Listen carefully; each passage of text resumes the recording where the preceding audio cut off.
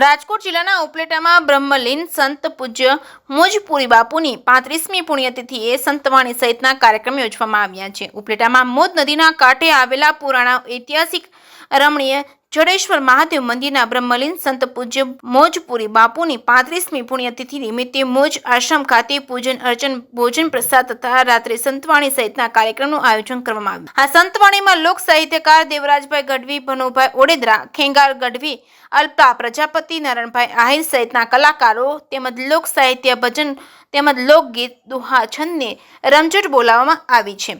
જે કેસવી ગુજરાતી સાથે અર્શી આહિર, ઉપલેટા। નમસ્કાર, જય માતાજી। હું છું લોકગાયિકા અલ્પા રાઠોડ।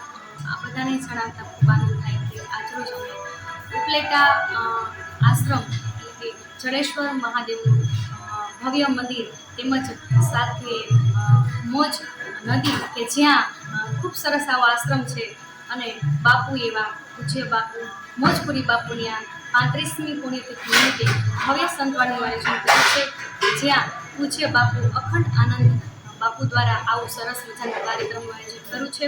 જેમાં અમે સૌ કલાકારો અમારી વાણીને પવિત્ર કરવા માટે આવ્યા છીએ, તેમજ બાપુના આશીર્વાદ પણ લીધા અને આ બધા ભાવિક ભક્તો સાથે મળીને સંતવાણીની મોજ માણી એ બદલ આપનો પણ ખૂબ ખૂબ આભાર। જય માતાજી।